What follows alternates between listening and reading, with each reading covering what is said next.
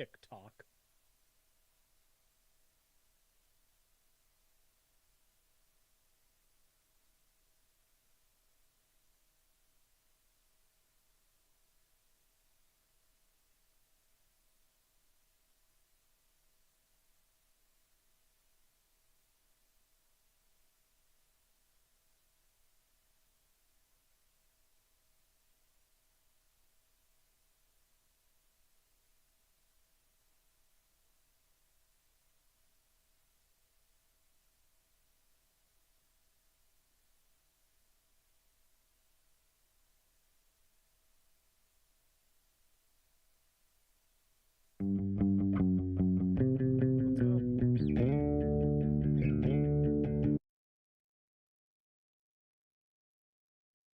Digital 410 Productions proudly presents the What's in Your Head podcast.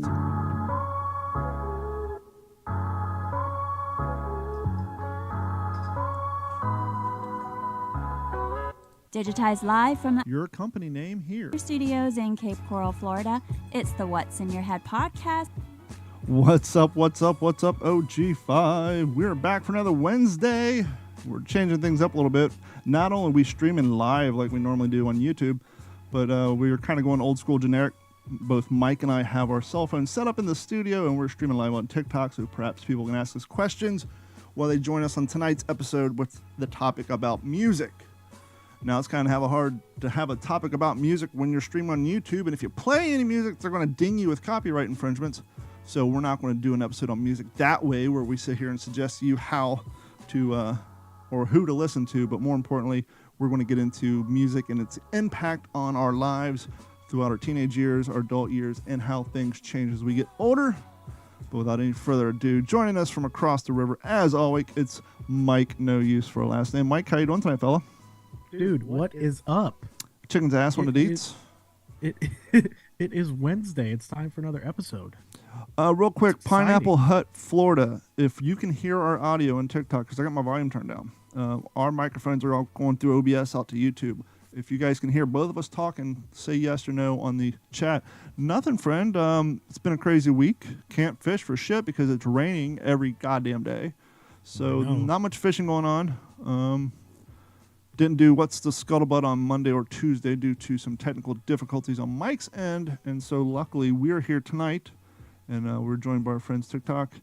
And Pineapple Hut, Florida says he votes for Jason Aldean. So maybe we'll get into that a little bit later as we roll down the topic of the show. But this was your topic, so we're going to let you pick it up and run with it, friend. Well, you enjoy music. Boy, do I. You know what I don't enjoy? Forgetting to record the podcast. So I didn't record the opener. So we're going to treat this like an episode of Joe Rogan, where the people who download the audio tomorrow just come in right here. They just missed the first 10 minutes of our conversation, but that's all right. We're just going to pick it up as an episode in progress. That's the new way people do it anyhow. So go ahead. Get your shit together. I'm trying. So yeah, I mean, you enjoy music. Everybody enjoys music. I think everybody, kind of relates to certain songs and stuff like that. I mean, you and I grew up in different eras. Mm-hmm. As we mentioned 2 weeks ago, I am Gen X. You are early millennial. Yes. And though our music taste is similar, it's also can be quite different as well. Oh, my music taste is probably different than 92% of the people walking the face of this earth. I would have to agree. I think, in all honesty, I think that my music taste is very, very eclectic. Okay. Very, very wide range. I listen to all kinds of weird shit. But, you listen to a good song, and I think my generation was in a weird way, we listened to a lot of songs on repeat constantly, over and over and over and over again. And in more ways than one. I know you're talking about, that CD that you're putting on repeat and the singles, but even outside of your digitally controlled or analog controlled music, terrestrial radio, MTV, life was on repeat. I mean, anybody who's worked a job outside of high school, like a construction site, a warehouse job, an office job, any place that allows you to listen to music, and if you turn on an old school FM radio, it's about the same 15 songs every hour and a half. So even when you weren't playing your CDs on repeat, your music was definitely on repeat. But, you think about the music and everything like that we grew up on versus the type of things that we listen to today, and even diving deeper into what's actually popular today as opposed to what was popular when we were kids, when I was a kid, when you were a kid, and even further than that, when Gordon was a kid. He's old. He's old. But yeah, I mean, so like, what are some of your, I guess, biggest musical influences, like when you were a kid? Like, what was out, what was popular back? That would have been the 80s and early 90s. Let's see, I was in middle school. I think I was in 7th grade, 93. The only reason I remember is I'm like trying to visualize my yearbooks in my head, and I think my middle school yearbooks were 93 and 94. So elementary school would have been 87, 88, no, 88, 89, 90, and 91-ish, around that area. Yeah. But not everybody listens to the latest music. So in the 80s or in the early 90s, I could have been quite literally being exposed to late 80s stuff thinking it was new. Perfect example, Violent Femmes. Sure. Time you're in high school, and in 1992, you're listening to a Violent Femmes album that came like out in 87, but to you it was new. But it's interesting you asked that, because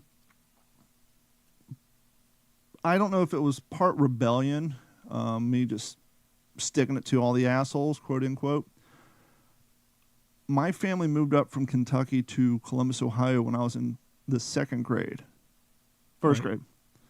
And we came from humble beginnings. I mean, you're talking Kentucky holler white trash. And so when we moved up to the southwest side of Ohio, as far as what Columbus and the surrounding suburbs considered, that was the ghetto as well. But it was a step up from us. But with that being said, dressing funny, having a weird accent, talking funny, coming from that area to the suburbs of Columbus, I don't want to say it was a culture shock, but we weren't, kids are dicks, right? That's the one thing that hasn't changed in 40 years. They find whatever reason to make fun of you. You're dressed funny. You're not wearing, you're wearing Wranglers and not Guess jeans, or you're wearing Levi's and remember the old brown hiking boots with the red shoestrings in them? You're still wearing those instead of, whatever the latest Nikes and Adidas were. Sure. And so we kind of fell into running with the kids of the neighborhood. As we've discussed umpteenth amounts of times, we lived at Rickenbacker Air Force Base after it was converted into civilian housing.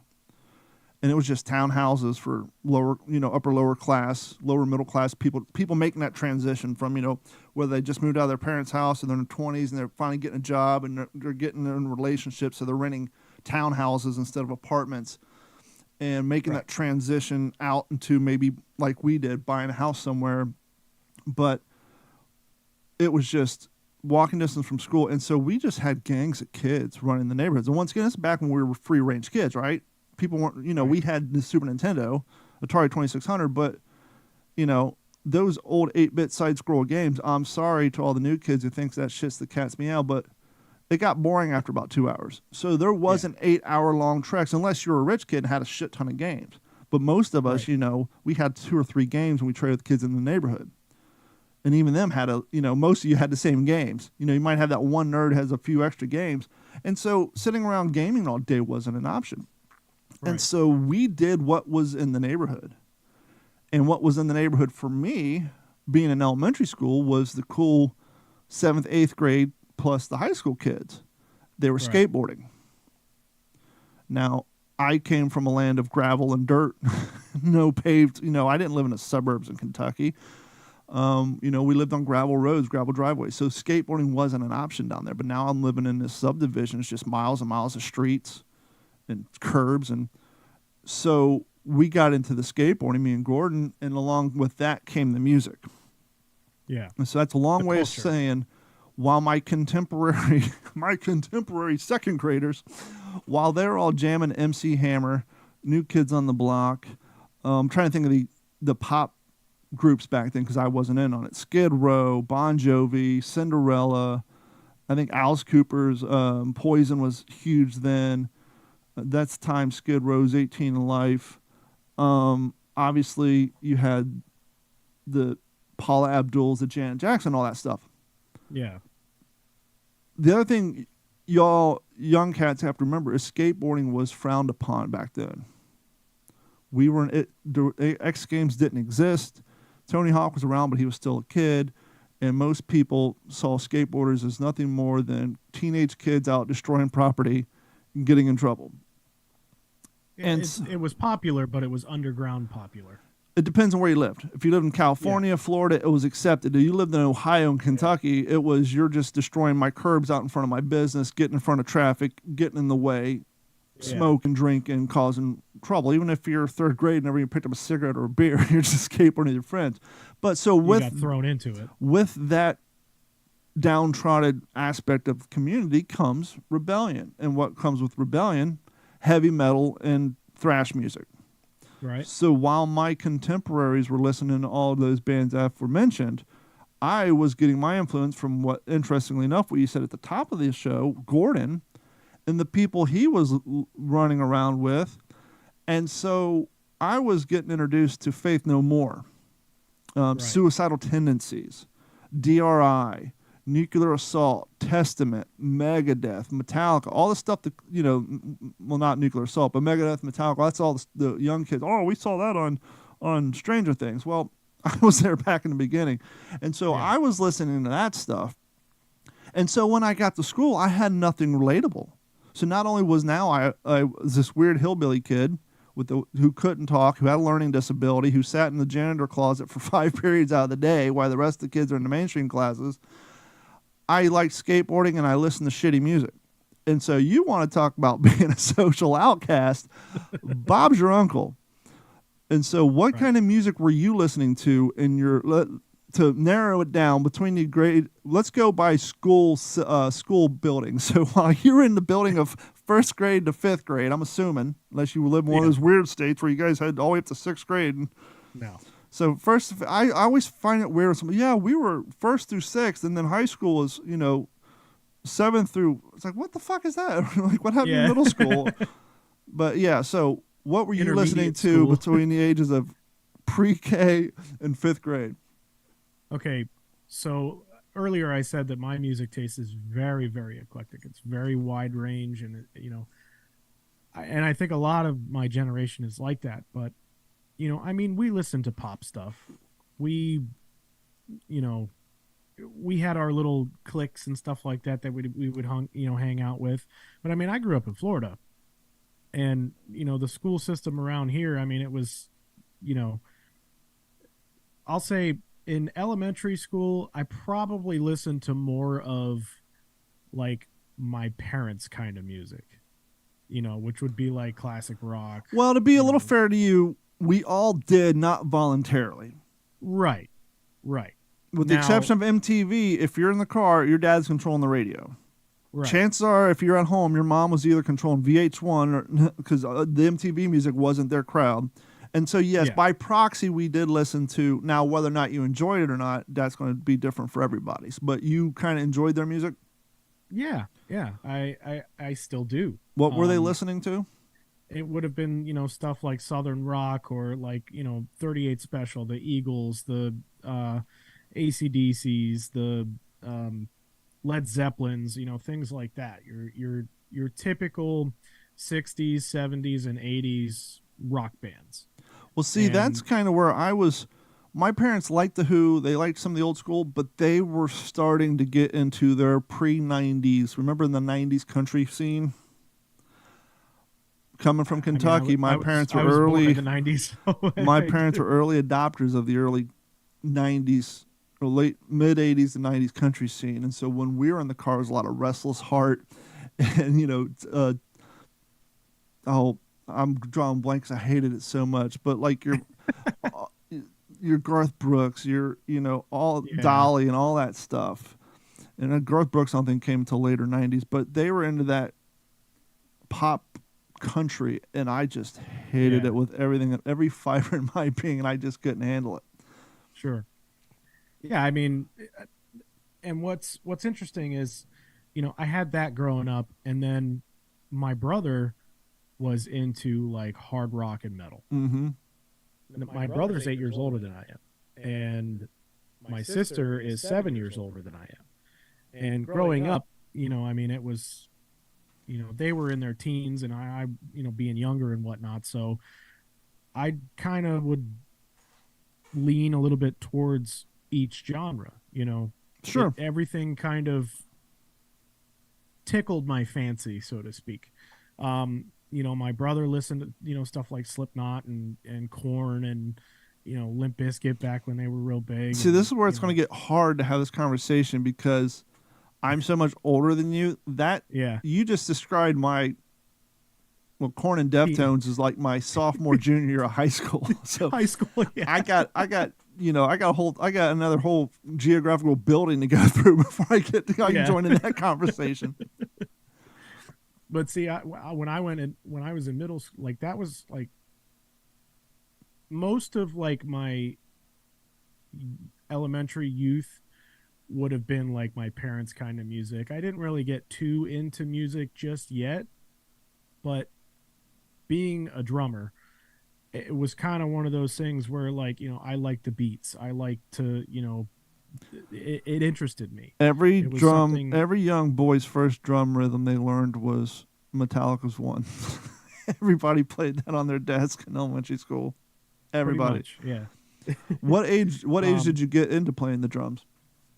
My first kit I got when I was 6 or 7. Wow, that young. I thought maybe you're like the rest of us in middle school. We were forced to take music class and like all the drums are gone, so I got stuck with the trombone. Wow. and what's interesting about that is I don't really have any musical talent in my family. Like, Really? See, mine was the other way. Everybody. My dad was in a band. My mom was in the band. My brother played trumpet. My sister did flute. My cousin to this day did like 8 years in college to be a musical therapist. My aunts, like my whole family is music oriented, but by that point we had traveled away from our family, so it's not like my dad had them, but we didn't take piano lessons or anything, so there wasn't any encouraged through lessons music at my house. We all had to sign up at school, but my brother played trumpet all through high school, but once I got out of middle school and freshman year of high school, that was it for the trombone for me. Me and the trombone, we separated ways at that point. Yeah, and I think it's kind of like that for the average, kid growing up is like, you try it, you're okay at it, or, you like it for a little while and then you quit. Well, I think that was the plan of the curriculum, right? Let's cast a wide net, scoop all these kids into this cast net, make them grab an instrument, push them through for a semester or two, and see which ones stick around, and then those will be the ones who go off to join high school band and marching band. Yeah. In my experience, like, I don't want to throw them under the bus, but my parents had good times on the weekends and stuff like that. They had parties, Halloween parties, Christmas parties, and, it was just constant, like, just people over at the house on the weekend. My parents made the effort, but they just got too busy. Like, I remember when we rented that house, they went out and they bought this Sears, maybe it was Radio Shack. It was a stackable rack unit stereo. Had two 15-inch subs, speaker boxes, regular speaker boxes. But back then, the 70s and 80s, everything was about big speakers, like what you saw in. Remember the beginning of Back to the Future, and the speakers that Spicoli had in his room. So they had those. They had 15-inch subwoofer at the bottom, mids, and tweeters. And they would buy all these records and made this whole inventory for all these dinner parties they were going to have. But we just moved there. My dad started working and going to school. My stepmom would start working, plus raising us. By the time the weekends came, they were too goddamn exhausted to entertain. Yeah. Yeah, I mean, don't get me wrong. I mean, my parents, they worked hard too. it just that was just their lifestyle. Well, it's Florida. It was just what they did. Yeah, I mean, Ohio, it's did. raining and gray, so fuck it. Let's work late, make some money, and we'll get a Blockbuster video and watch some movies. We're not going to have a dinner party, invite a bunch of assholes from work that we already spend way too much time around. Yeah. And it's different, too. As an adult, when you move to a new city, that's it. The only friends you have are the people you're working with. And if you're working around as fuckers 55, 60 hours a week, last thing you want to do is see them at your house on Saturday. Hang out with them. Whereas if you're an adult in the town in which you grew up with, there's a good chance you still talk to three of the 500 people you knew in high school. Yeah, exactly. But I can remember numerous nights, Friday nights or Saturday nights, I'd have to go to bed and, the party was still going. And I could hear it, and a lot of times they had live bands. Really? And it was always a buddy that had a band that would bring all the guys over, and they would play till 11, 12, 1 o'clock in the morning. And I remember this one dude, I won't say his name, but he was the biggest influence for the drums in my life because his kit was always at our house. Oh, okay. So he didn't have a place to hang his hat or his cymbal stand for that matter. So by default, it was at your dad's living room. Pretty much. I mean, when parties were involved. Sure. Yeah. I mean, if it got any longer than a couple of days, he'd come to get them or whatever and take them out. But, yeah. I mean, that was my first. Like I had an infatuation, I guess, with it. It was so interesting to me how, notes are one thing. You can make beautiful melodies and stuff like that, but what I wanted to do was just make beats and play fast. That's all I wanted to do, and being in that type of setting, that kind of pushed me into, asking my parents when I was real young, like I said, 6 or 7, for a kit, and they got one for me. Now, did they get you a real kit? Well, I'm sure they did because your dad was in a band. I was going to say, or did they get you one of those kitty kits out of the back of the Sears catalog? My dad wasn't in a band. But he knew people. But he took me, there was a place on Del Prado called Educators Music. Which was still there up until like probably 6 years ago. Now it's on Pine Island Road. Oh, okay, because they moved down the street because they were right across the street from the middle school and high school, or middle school and elementary school, which made perfect sense. Hence the name. Yeah. But then I'll never forget. We walked in there. My brother was in middle and high school band. Mm-hmm. He played the sax, and then sax man. And then he was in a rock band, and he played bass. So. Slapping the bass. That was a little, another step in the direction, you know what I mean? Was like, okay, my brother plays, I want to be like my brother.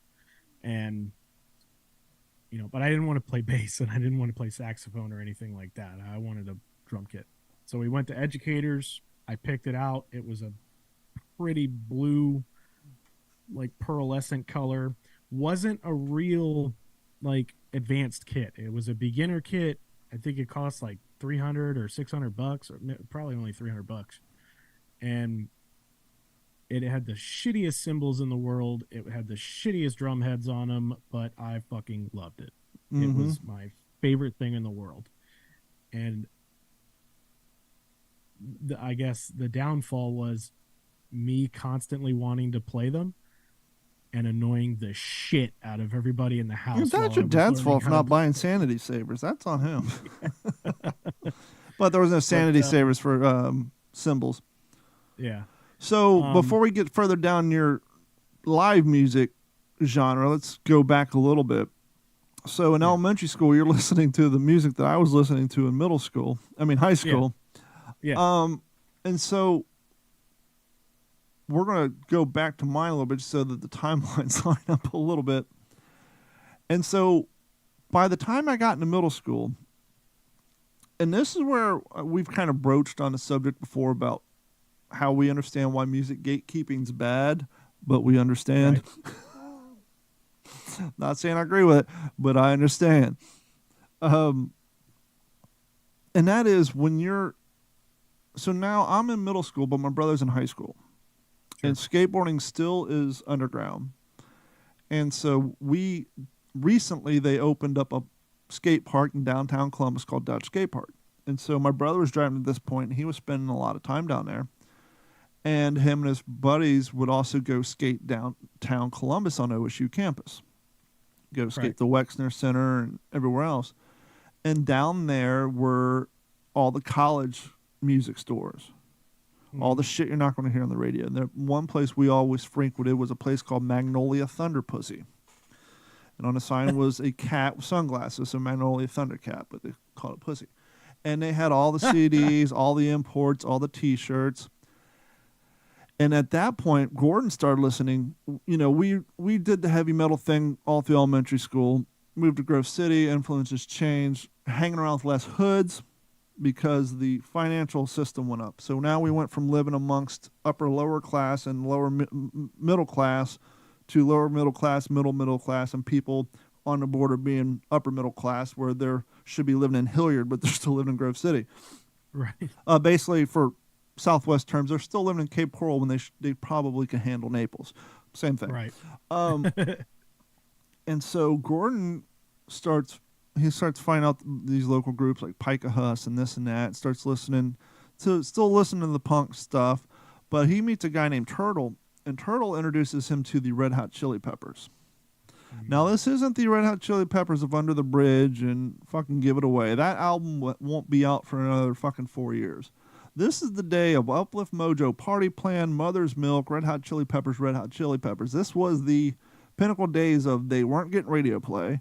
They were still playing live acts with socks on their cocks. And the only place you'd ever seen them was in the skateboard movie called Thrashin'. They were in that. And so we started listening to this crazy funk. You know, the dirty, dirty boys sitting on a koi, boiping and choiping and eating dirty white worms. Long came Obi, saw 30 dirty boys sitting on a koi, eating dirty worms and eating, laughing, and being all disturbed. Boy, was he disturbed. Look at that turtle go, bro. And they heavy bass lines. It's early Red Hot Chili Peppers was like white P-Funk. So it was that craziness.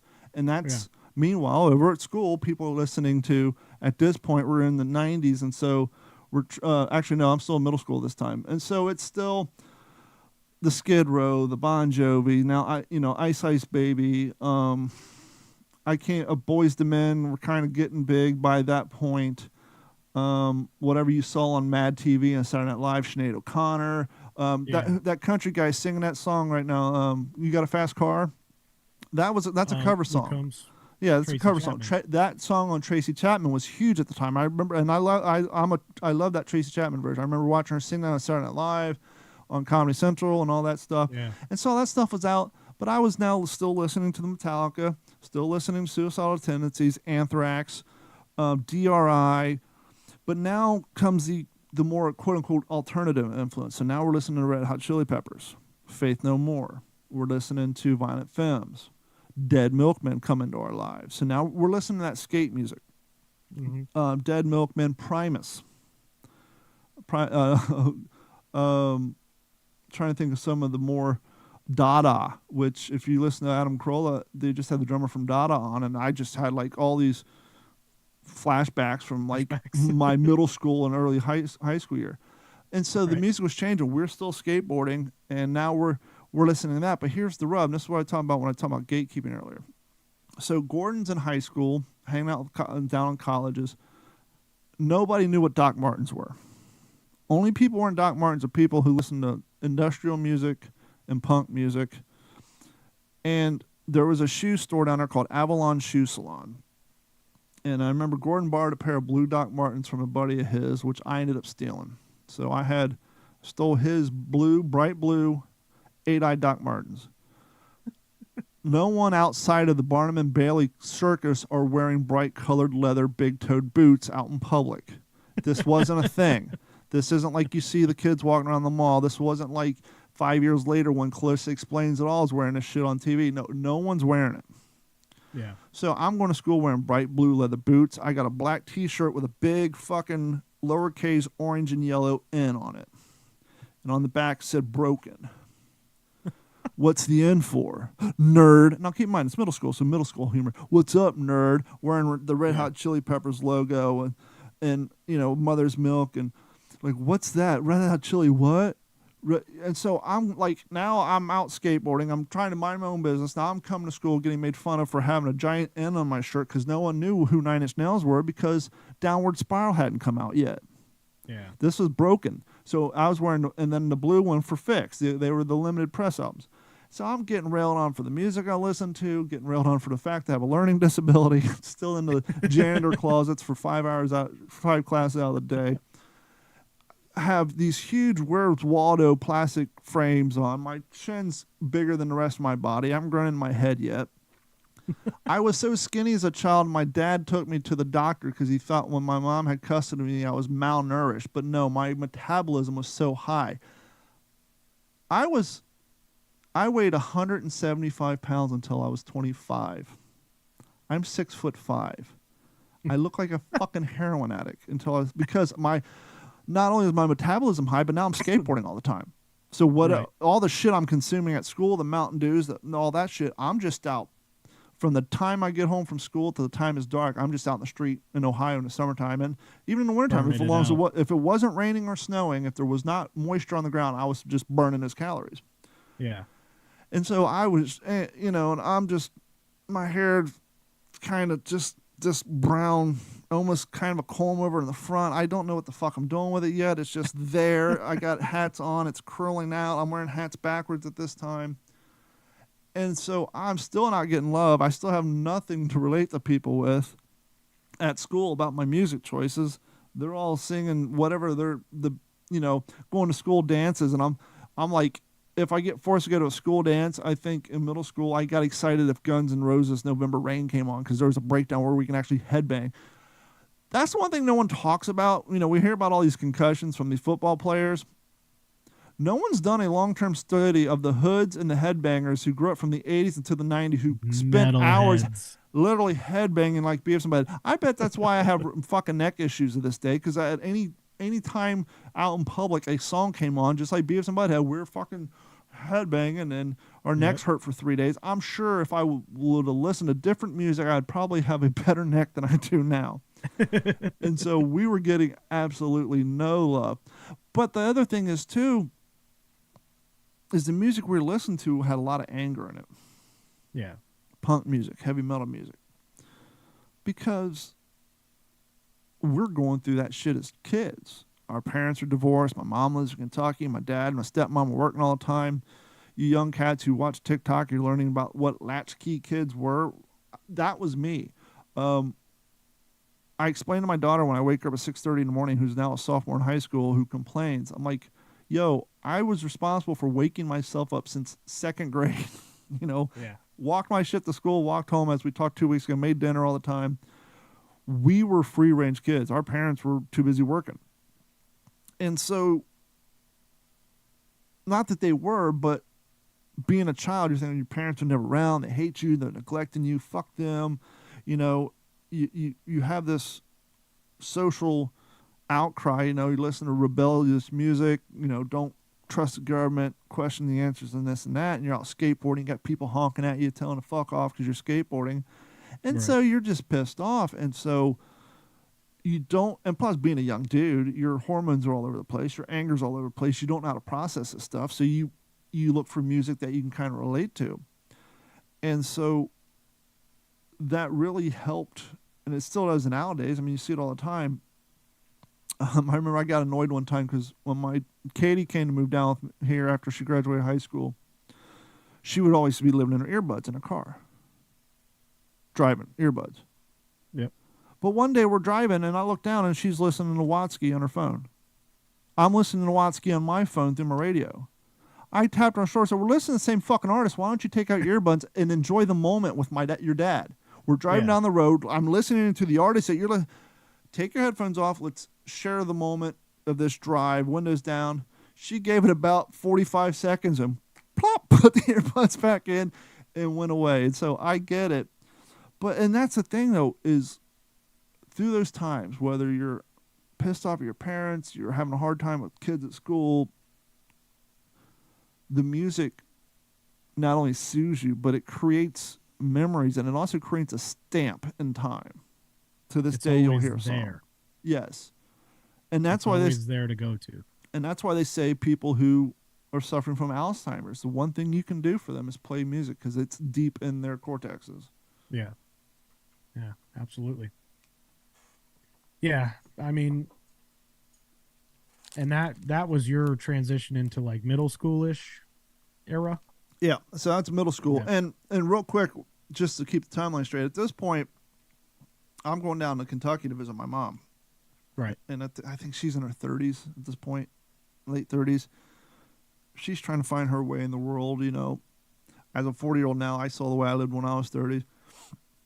So she had, you know, her group of friends around, and they're kind of like your parents were doing, but to the extreme.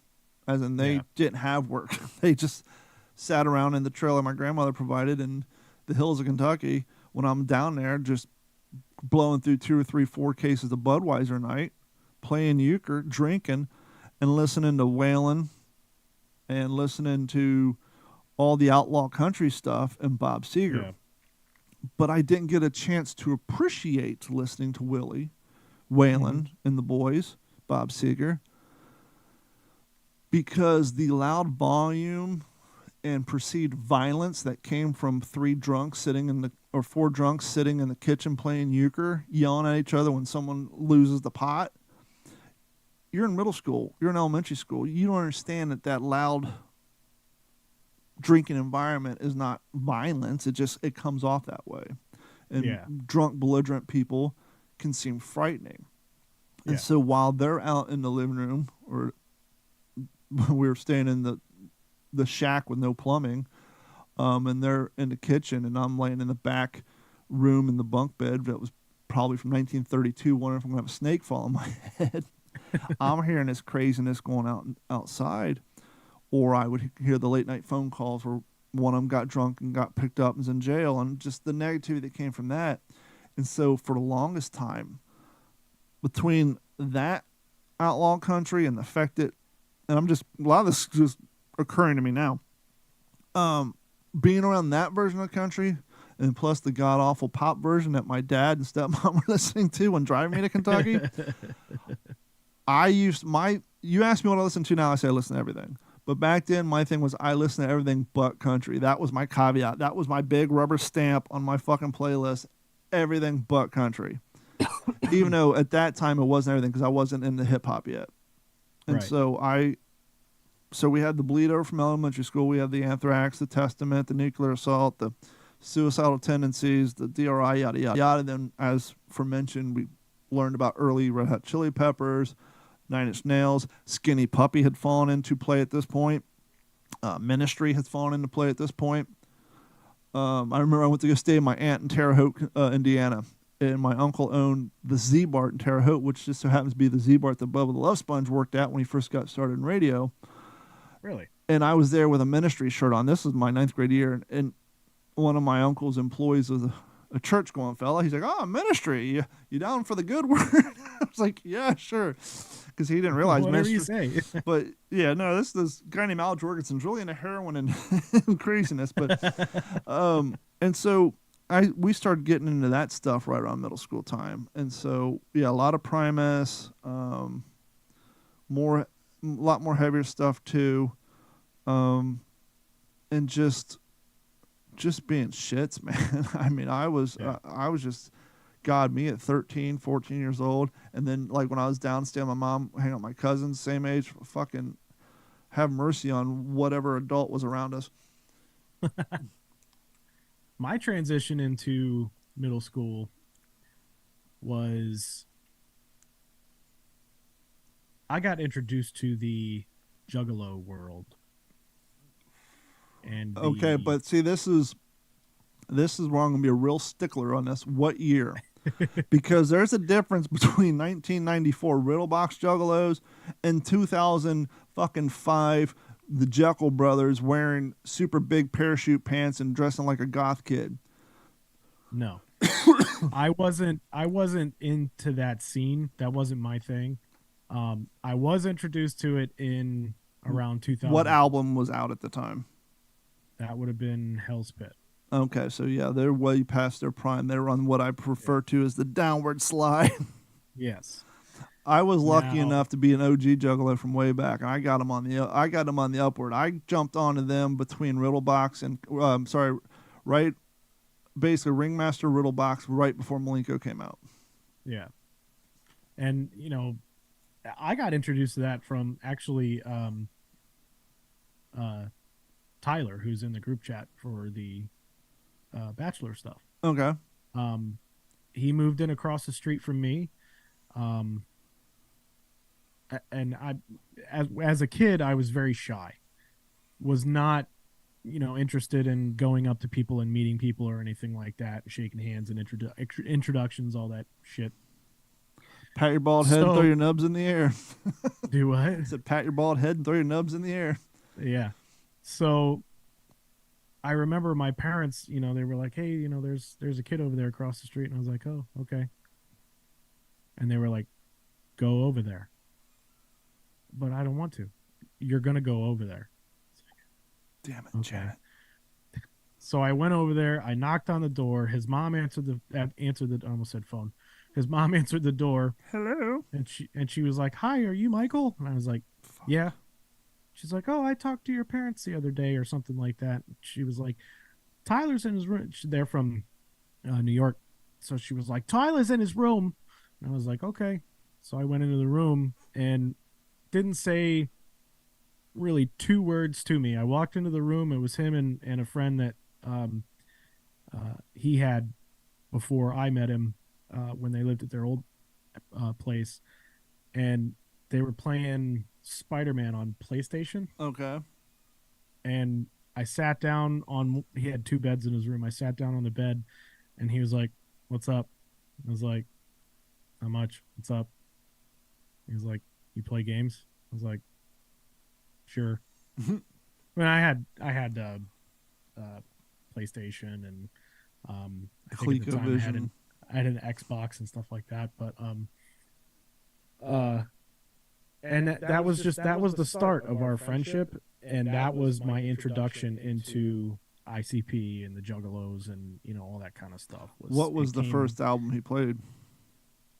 I think Riddlebox was the first one. Yeah, good choice. And Riddlebox, even though I came in late to the game, Riddlebox is actually one of my favorite albums. Yeah, Riddlebox. Out of the Joker's cards, Riddlebox and Ringmaster. But Yeah. I am greatly fond of Terror Wheel, Mm-hmm. Tunnel of Love, and Terror and I really like the in between albums. The EPs. Yeah, and Fuck Off. Shaggy's Fuck Off. The fuck off. Yep. Yeah. And Yeah. It's, I mean, I got really into it. I mean, I wasn't like, I didn't have, we didn't have a whole lot of money when I was growing up. So it wasn't like I had a bunch of their posters or any of their shirts or anything like that. Like, I still have a jersey in my closet from, I think, Hell's Pit. And that was given to me by a friend of mine. that's an expensive gift. $140. 15 years ago, Yeah. I think. Yeah. And he was like, "Oh yeah, I got like 10 of them. You can have this one." I was like, Sweet. "Fuck, I'll fucking take it." And Hell's Pit is actually one of my other favorite albums by then. I'd say the first deck of Joker's cards are obviously going to be the best ones. Carnival Carnage too. Yeah. I played the shit out of Carnival Carnage. That was also that was my favorite logo out of all of them too. When I moved, and that was all throughout middle school here. I moved to North Carolina back in 2007, and in 2007 they came out. They had an EP called The Calm, and then after that they came out with a full length album called The Tempest. And The Tempest, the only reason why I liked that album was because it was nostalgic for me, because it came out right before I moved. I gotcha. And I was like sad and disappointed because all my friends and things like that, we hung out, we'd sit there and listen to it and rap to the songs and whatever. But that was pretty much, I mean, aside from your typical pop stuff, I mean, I listened to the stuff that was out at the time, which would have been, I don't know, like Lil Jon, Yin Yang Twins, Mm-hmm. you 50 know, your Cent. typical, 50 Cent, Eminem, Ludacris is all going to be big at that time. yep, all that normal. Bubba Sparks was kind of floating around. A couple of his songs. Um, yeah, early to mid That was a 2000s. big Jay-Z Puff Daddy era too. Yeah, So Tupac was gone, Biggie was gone, yeah, and so you had, you know, Jay-Z, Puff Daddy, Little Kim, yeah, Pussycat Dolls were dancing around. Um, Black Eyed Peas were big at that time, yeah. and all that stuff. And But yeah, I mean, I got into, I got immersed into that whole world of, as far as the Juggalo stuff if goes. I your mean, child is immersed into that world, your child's got some fucking problems they're trying to deal with. yeah, And this is coming from absolutely. somebody who was in that world for like fucking 15 years. Yeah, I was a part of it for, God. I didn't actually go to my first concert until I was in my 20s. I was a freshman in high school. So let's get into that timeline. So now Red Hot Chili Peppers has been added on. Primus. I get into ninth grade. My brother graduates here before. So when I'm in eighth grade, Gordon's a senior. He graduates and takes off. Or maybe I'm in seventh grade. He graduates. Yeah, I think that's how it would have worked. Yeah, because he graduated in 93 when I was in seventh grade. So yeah. Maybe eighth grade. No, it would have been seventh grade. Yeah. And so by this point, we're still skateboarding. We're still in all that stuff. Now I'm picking up. My music's transitioning some. I'm still listening to the Red Hot Chili Peppers. And you're going to take that somewhere else. Hey, go on, get. That Bailey. And Jasper, they're fighting each other over it. Oh yeah. And so now I'm starting to get into, oh God, Down by Law. More heavier punk stuff. Starting no, actually, we're doing high school as a whole. Later Yeah. on, I got into Fugazi, Korn. Now this is before Radio Play. This was Korn's first album with Clown on it. All the hits. Twist, Chi. Yeah, Deftones, the one with the baby booger picker thing on the nose. Yeah. You had a fire truck on there, all of them, and early Limp Bizkit. We're not talking about Did It All for the Nookie. We're talking about their first album, Cold $3 Chamber. bill, y'all. Cold Chamber. At that point, Frog and I were going. Hey, stop! Frog and I were going to a lot of concerts at Alrosa Villa, seeing a lot of. I know we hadn't at this point. Gordon took me to my first concert to get back on track. Yeah. He took me to see Pigface open. Pigface, it's first band I saw. Because at this point we're in a ministry, as I said before. 9 Inch Nails, Skinny Puppy, the industrial scene. Einster Neubauten, there's a name you probably haven't heard of. I'm a German industrial band. And so he takes me down to Newport Music Hall to see Pigface. Now, Pigface was kind of like a super group. Trent Reznor was in it, but not on the iteration of the tour we saw. The tour we saw had Ogre from Skinny Puppy as the frontman, the bass player from My Life with a Thrill Kill Cult, 2 drummers. First time I'd ever seen 2 drummers play simultaneously. I can't remember what Really? groups they were. Flea had been sat in with an album, not on this tour. But the main frontman for this tour was Ogre from Skinny Puppy. And when you're in a smaller venue and you got 2 bass drums playing with double kick drums, it does something. And so this is my first time experiencing industrial music live, and it's fucking everything you want it to be. And so that was great. And so now I'm listening to Pigface. I'm listening to more Skinny Puppy, listening to 9 Inch Nails. And this guy comes around, this new guy, Marilyn Manson comes around. I pick up his first album. And then my second concert was Clutch, which is still kind of heavy. This was the album premiere with the globe on it. One had Star Swinger on it. It had Escape from the Prison Planet. That You know, was it was their self-titled album, Clutch. the first two songs were Big News and Big News 2. Yes. Yeah. You want to talk about a mosh pit that would kick your dick in. Mid 90s Clutch concert. I did get a 2 years later, I would get a bloody nose at a mosh pit for Korn, but Korn was still nobody. Korn was playing, and this isn't going to help anybody across the country, but here in Southwest Florida, Korn was playing at Al Rosa Villa, which, as I've said before, would be like, could you imagine seeing Limp Bizkit and Korn play at the Buddha? That's how small this venue was. Wow. For reference, Al Rosa Villa is the venue where Dimebag Darrell was murdered 10 years later. That's how small it was, which is why that's a sad story in of itself. And so now I'm listening, I'm going to concerts, I'm seeing Clutch in concert, dealing with those mosh pits. Yeah. I got into moshing and crowd surfing early, and I'm not, this ain't the early 2000 frat boy pogo jumping and pushing each other like you're in a pillow fight. This was the circle moshing, stomping, throwing of the hands, elbows. I mean, you'd walk out of there and you have bruised ribs. Like I said, I gotten bloody noses before, black eyes, but I was always tall. And so a lot of body shots for you. a lot of body shots, few head shots.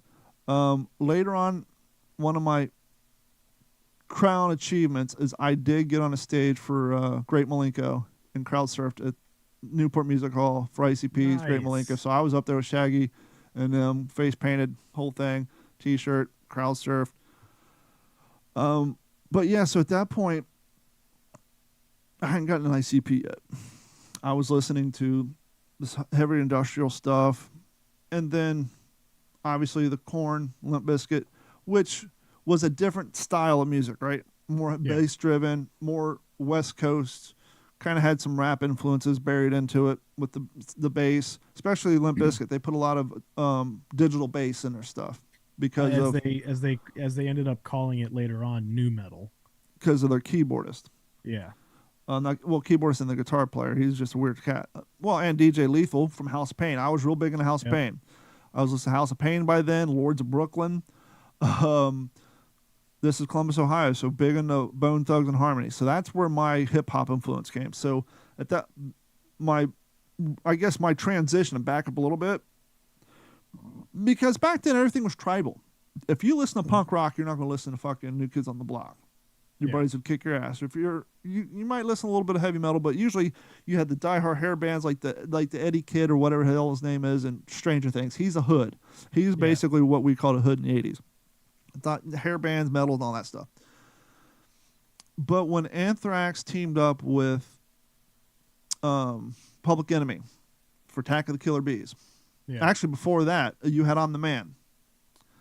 So when On the Man came out, and God, that was early 90s, Anthrax and Public Enemy, that was kind of my, hey, into rap. And then obviously you had the Aerosmith, Run DMC stuff. Yeah. But I wasn't big into, I didn't know about the underground hip-hop scene, right? So I wasn't hip to Tribe Called Quest yet. Wasn't hip to, any of that stuff. When in middle school and high school, when you thought hip-hop music, you thought MC Hammer and whatever they're playing on MTV. Ice Cube really hasn't made that transition yet. I'm talking like middle school, early high school, just the worst, derived, just horrible pop 40 hip-hop. It was just garbage, more R&B really than hip-hop. Yeah. But by this time, I was also listening to some of the hippie stuff. I was listening to Spin Doctors. I still got, I like through that early 90s phase, I went to Spin Doctors, Black Crowes, Counting Crows, Tom Petty, had my Pink Floyd stage. I like Pink Floyd more than I did Zeppelin. So, it's funny. The Jewish community have bar mitzvahs.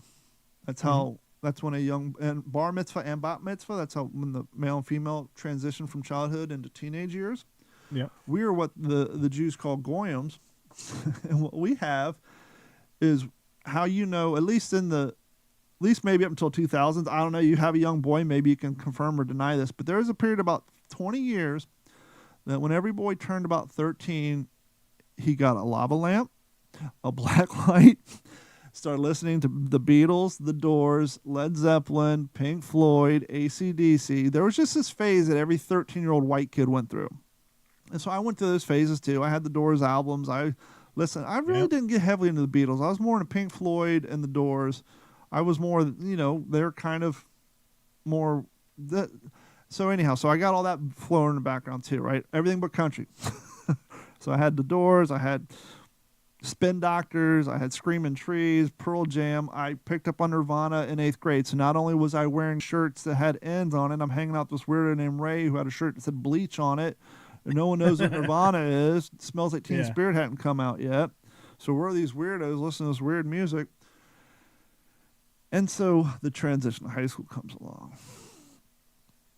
Getting made fun of for listening to Nirvana. Getting made fun of, which is insane now because young kids listen to this. These are all huge bands. But back then, they were fucking nobody. And you were nobody for listening to nobodies.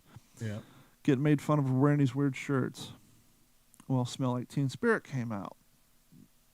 They kind of got big, but in that community, not so much. It was still kind of like the pop. It was the popular rock stuff, but the cool kids weren't listening too much to that. Not until later. I'll get in that later. But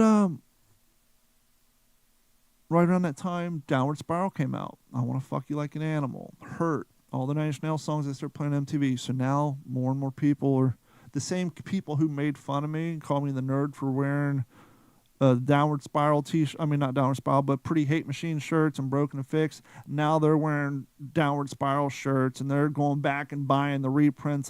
Basically, the same dicks who made fun of me for wearing that shit's now wearing it because it's getting MTV play.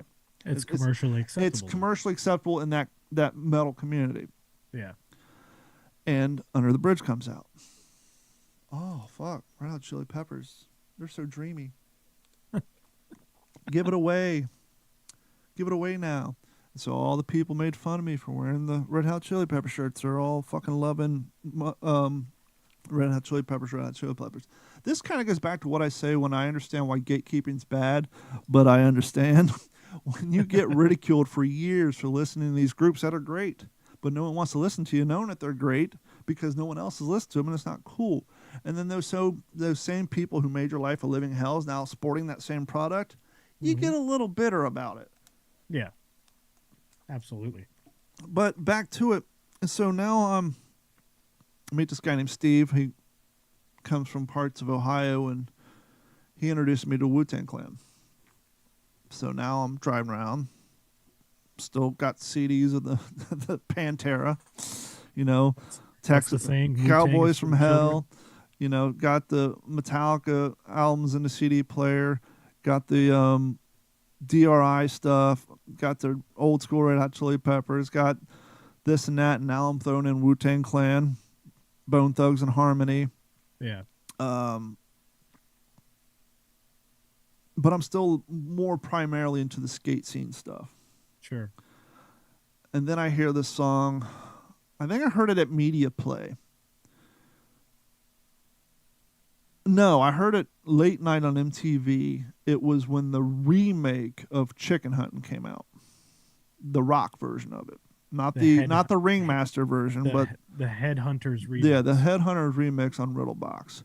Yep. When I heard that, because it had that punk rock, boom, had the bass that I'm liking from, I was listening to DMX at the time too, so you got the bass I like from DMX, and I'm listening to early Kid Rock. Yeah. I heard about him from somebody. This was Kid Rock when he was like a Beastie Boy. Oh, by the way, I was listening to the Beastie Boys before, back when when we were skateboarding, we're listening to Paul's Boutique and Check Your Head. People didn't people didn't get into the Beastie Boy campaign until Ill Communication came out. So we're listening to, except for when we were in elementary school, you got to fight for the right to party. That was an anthem because that was everywhere. But once License to Ill died off, that was it for the Beastie Boys as far as mainstream went. No one cared. Paul's Boutique, even though it was cited as their best album to this day, was a commercial flop when it first came out. People didn't go back and listen to Paul's Boutique until Check Your Head, Ill Communication came out. Then Check Your Head. Got the Beastie Boys in there. Got, some of the rap going. DMX, Wu-Tang Clan, Bone Thugs and Harmony, but not a wide stream of it. And then I hear chicken hunting. And so now you got a kid who spent his summer times in Kentucky, sometimes not around the most welcoming community, let's just say. And then I'm growing up in Ohio around a mixture of people. You got everyone welcome under our big tent, and you got the not so welcoming community. Seeing what I saw and experiencing what I saw, which I didn't get too much into it, but there were some real troublesome nights on my mom's side with some of the people she hung out with. Yeah. And so here I am, still raising myself. Got a car now, out driving around, getting into trouble, barely making it to school. Trying to find my way in the world, but dealing with demons. Demons that were embedded in me by people from the tri-state area, some from Indiana, some from Kentucky, and, some peer groups in Ohio. And so I'm hearing this chicken hunting song. Heading down a trail, I'm going chicken hunting, chopping rednecks, chicken necks, I ain't saying nothing. To the hillbilly, stick my barrel in his eye, boom shaka, hair chunks in the sky. I am a teenager who spends his time in Kentucky, spends his time in Ohio. I'm angry at everybody. Mm-hmm. For the longest time, and I've gotten over it, I no longer do this, but to be honest, for the longest time, people always look for a place to pin their problems, their troubles. And mine was on a geographical location type of people. So now here I am, this cool fucking city slicker who left those people down there. And there's people who cause drama and who flew certain type of flags on their walls. And I hear the song about chopping chicken necks, the hillbillies, and the racist. I'm like, ooh, I'm down for this. Let's kill some fucking racists. And then I discover Carnival of Carnage with my beloved anthem, Fuck Your Rebel Flag. Now, this would come into play later on, fast forward a little bit, when I'm 21 working at Horton Emergency Vehicles. There are people who drive to this beacon of employment from all out the tri-state area. We got cats who literally drive 3 hours a day just so they can live in southern Ohio, where property value, they're probably at the time in 2001 paying $200 a month in a mortgage payment, whereas to live up there you're paying $900 a month. So it was worth it to them, not to mention cost of living, to make that travel. Sure. But with those people come from those communities come a certain mentality. And a lot of those cats had certain flags on their car. And so I would make it a point of mine to pull up to the front door in my sweet-ass used 1996 Escort LX with two Sherwin Vega 15s and a Phoenix Gold amp in the hatchback. Leave the car running, open my door, walk past all of them as they're outside smoking to go clock in while blaring every morning, sync up the chorus, Carnival of Carnage is Fuck Your Rebel Flag. And I would do that just because fuck them, right? And so, and that's what I kind of went back and said, if you have a young teen listening to ICP, they're going through some shit. They're going through some shit, and it's relatable music. Yeah. What I tell people, what Joseph Bruce and Joseph Uxler did for horror rap was no different, and I know people are going to shit themselves when I say this, but it's the fucking truth. The six Joker's cards is to underground hip hop what the Who's Tommy was to rock opera in the 70s, and that's all it is. It's an audible version of a comic book set to hip hop music. Yep. It's no different than singing about the pinball wizard, except for they're singing about a make believe character to 70s, whatever you want to call that style of music. Yeah. Pink Floyd The Wall. After watching the movie, you realize all those songs are telling a story. It's a rock opera. And so when people when people read the words and not actually listen to the songs and the meaning behind the songs, they just take they're talking about killing people. Yeah. Yes, but they're talking about killing people through the context that this is a comic book and this is the apocalypse. And this is the joke. This is what people don't get about ICP. They didn't mean this to be a joke. The entire 6 Joker cards was a rap opera equivalent remake, remastered edition of the book of Revelation straight out of the Bible. Yep. It's about the apocalypse. Instead of the 4 horsemen coming down to judge you on your sins, and then the trumpets play, the Christians go up to heaven, all the sinners are left to atone for their sins, right? That's what we learn about in the Bible. Yep. In the ICP universe, the Dark Carnival comes to town. All the Christians and children and innocent people, they go to the carnival. They go to heaven. All the people left around have to answer for their sins through the ringmaster, then onto the riddle box, then onto the great Malenko. And so when I say it's ironic is because, especially at that time, we kind of talked about it on the censorship episode, people were taking words out of context. And so you had the Christian coalition, and this is great. This is fantastic. I'm 45 years old. I'm an old school juggler from way back. And that is why I don't understand the undying love that your generation and Generation Z has for the Walt Disney Company.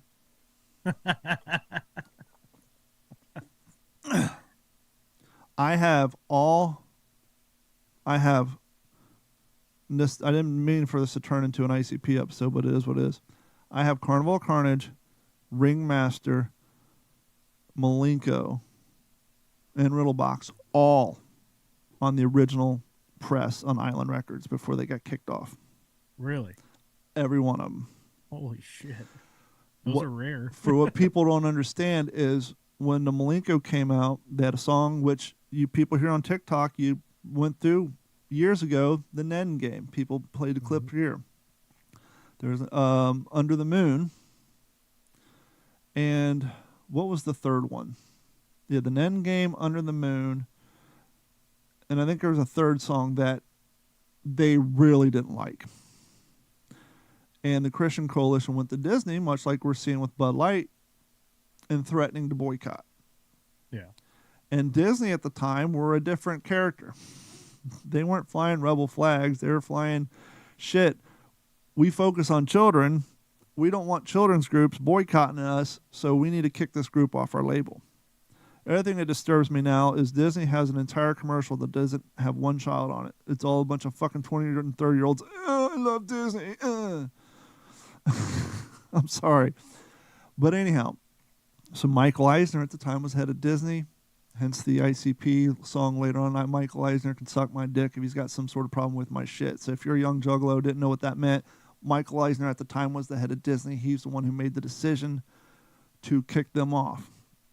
I have the original Malenko that does not have the Nen game on it, Under the Moon, and whatever the third song is. Or was it only 2 songs? I know for sure it was Nen game and Under the Moon weren't on it. But I have it, still the original. I don't remember. And so yeah, so at that point I'm full blown in the ICP. I kind of stepped away from everything else at that point. Wasn't listening too much Fugazi anymore. It was just Carnival Carnage, Ringmaster, Super Balls, Tunnel of Love, Terror Wheel, all of that just on rotation until Malenko came out. And then it all changed when Twisted came around. And so now you're in high school. I'm in high school. I moved to North Carolina in 8th grade. Boogie Woogie Woo. Boogie Woogie Woo. That's the third song. Under the Moon, Endgame, and Boogie Woogie Woo. That's it. And that, believe it or not, all 3 great songs. So I'm glad I had to download those later because my copy of the album does not have the songs on it. Those are one of the top 3 probably most popular songs they have, as far as mainstream and stuff like that is concerned. But going into high school for me, do you know the first song of theirs played on the radio? Mainstream radio? The first song? Mm-hmm, that charted. Ooh. In the 90s? 97, 98. That would have been, It would be the equivalent that'd of be Malenko, right? 93X playing this on the radio. Really? I don't know. How many times had an MTV video and was played on mainstream radio? Makes sense. How many? Yep, that was. And then later, Homies got a little bit of radio play, Yeah. and that was about it. Yeah. You know, ICP was second only to Kiss when it comes to merchandise sales. Really? And considering, well, this is up until early 2000s, they've fallen off since, but considering they did that with only 2 songs that ever got played on the radio, that's saying something. Yeah. And they It didn't get the heavy definitely is. rotation that Kiss did. But back to your story. Moving into high school, I'd say my transition into high school was a little weird because being from here and being in that, engulfed in that kind of culture, I guess, being a juggalo and ICP and, you know, when you grow up here, I would consider this like the big city, but not like New York or LA or Atlanta or anything like that. Tampa. Yeah, I'd say it's a city, but ultimately everything around Fort Myers is just a suburb of Fort Myers. So it was a big culture shock to me moving up into the mountains into this small town in North Carolina, and Speaking of a certain demographic flying a certain flag. yeah, and there actually were juggalos there. Yeah. Well, at that And point, they had already hit mainstream popularity at yeah, that point. by the time, yeah, I mean, but it wasn't like, oh, we listened to No, I got you. whatever was popular, that we all listened to the older shit. But me coming into high school, it was like, I had to try and find my place in high school. What was I going to be? Because when I was here, I wasn't popular. I wasn't, Popular. kind of a nerdy kid that, I had friends that were a lot more popular than I was, and they hung out with me for some reason. I was kind of So, the same way. I floated from table to table in the lunchroom. yeah, Went over to the horticulture kids. Went over, was good with the Manson fans. yeah, Hung out with I could go sit down with the quote unquote popular kid. Well, the mainstream kids, because once again, I knew about Black Crows and, and Counting yeah, Crows and Tom Petty and that side. I still wasn't listening to NSYNC or none of that nonsense. But yeah, yeah, yeah. But I mean, when I was in middle school, I mean, I had my place, and I knew where that was. But when I moved to this small town in North Carolina, it was like, who's that new kid? And it was almost like I who kicked Willie Bob's ass? I did. it was almost like I reinvented myself, I guess. I became, popular, and I wouldn't Bought say a new that I was, collection of socks. yeah, I wouldn't say that I was popular in the sense of like, oh, I can have any girl that I want. I can, You could travel from I'm the classroom to coolest. classroom without threat of getting your ass physically assaulted. Right, right. So, Because for some of going us, on, that's what popularity was. It wasn't yeah, anything more than that. That's all we wanted. Just leave me the like fuck around alone. here, I'd say I wasn't the best, and kind of getting back to like music and drumming and stuff like that. I wasn't the best drummer around here, but up there, I was number one. And that, I think, is what gained a lot of my popularity, is because I knew how to play and nobody else really knew how to play. Sure. And I had a, I kind of broke out of my shell a little bit. I wasn't as shy. When I first moved there, I kind of was. But once I got into high school and kind of got to know people and whatnot, I kind of broke out of my shell, and I hung out with, I wouldn't say I hung out with, I went to school, and it was like, I could talk to the jocks. I could talk to the uppity girls. I could talk to, the burnouts, and I could talk to the band nerds because I was a band nerd. I could, The Hicks, I, what she the said, the Hicks, Hicks, the dweebs, the and jocks, they all think he's a righteous dude. yeah, and the Hicks. I mean, there were more Hicks than anything else, Yeah. but and I had this weird transition where it was like I was trying to find out what my identity was, and I still listened to Juggalo music and ICP and stuff like that throughout high school and like Tech Nine and whatnot. But Tech Nine. you have to get into this sense of I need to fit in somewhere, Mm-hmm. and I just got really engulfed in not redneck culture, Sure. but the country lifestyle. You know Well, what I and mean? that's going to happen when, the, unless you're like 13 and you're actively rebelling against your environment, you're going to Yeah. change depending on the geographical location that you live. Yeah, exactly. So, and my music taste changed.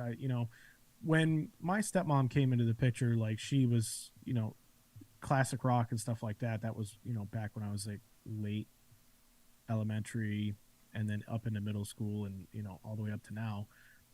When she came into the picture, she was into that country stuff, the popular country music and whatnot. And, Garth my Brooks, dad, Tiny Tucker. yeah, yeah. And my dad's an old, rocker guy, and he always wanted to learn how to play guitar, but he never had the opportunity to, or well, he had plenty of opportunities, he just didn't do it. Yeah. Um, so I kind of rebelled. That was my little bit of rebellion against that. Was like, oh, country music, I hate that shit. It's just garbage. And then getting into high school, it was like, okay, well, it's not so bad. And it was also becoming increasingly more popular Yeah. as well. Because for you, God, that would have been. That was 8 years ago. I started high school in 2007. So yeah, that would have been the whole Toby Keith era and all that stuff. Yeah, and I started high school in 2007. I graduated in 2011. So, and what's interesting about that small town is like I had this weird idea that everything in that small town, whether anything that was like that would come out, I guess, in the real world or in the regular world, or like in big cities or like back here or whatever. Like I remember this Lil Wayne song came out in 2008, and I had come down here for summer, and we were bumping it down here, doing our thing and listening to it and whatnot. And then when I would go back up there, it was like they had no idea what the hell I was talking about. Yeah, I experienced that. I never thought about that until my senior year, junior year of high school. Because once I got a light, my mom only lived 2 hours away from me. Yeah. Which was an odyssey in elementary school because I had to rely on my parents to take me down there every other weekend. Well, when Right. I got a truck, shit, that was 2 hour drive and fucking $20 worth of gas. Yeah. And so it was very common. I would just leave school on a Friday and just drive to my mom's house. Right. And sometimes I'd take friends down there with me. But I remember I was down there probably my senior year, maybe my junior year of high school. And I was there with my cousin at a house party. And the music, like everything across the board, they were listening to was about 4 years behind when we were listening to it. Yeah. And it's like, you guys are only 2 hours away. Yeah. But different Isn't culture, that- different isn't that- environment. Isn't They that had the same weird? MTV, they had the same radio, Right. but they just didn't have, their taste progressed differently. Yeah, it's slower. My dad told me this about 15 years ago. He said he realized at some point in the 90s that country music is just rock music 20 years behind. That's a good way of putting it. I mean, if you think about it, we were just talking about the transition between rap and rock with AC/DC and Run DMC, Yeah. Anthrax and NWA. I'm not sorry, not Public Enemy. Yeah. What, 10, 15 years ago-ish, the whole birth of country hip-hop, the transition to country merging with hip-hop. Yeah. And Yeah. was probably the first mainstream country hit. What's that? Let's Talk About Me, where he's basically doing his white boy country rap at the beginning of it. Yeah, I think so. Yeah, that was way before. Well, I mean, Bubba Sparks kind of did it, but he was being produced by Timberland, so he was more mainstream hip hop. He didn't do his country. His first album wasn't really. It was more like He was a rapper with a twang. yes, but he wasn't. It wasn't what we know country rap to be now. With Yeah. which that what we know as country rap now, a lot of that has to go to Adam Calhoun, Yeah. early Jelly Roll, Haystacks, Little White, Yeah. um, Little White. Yep.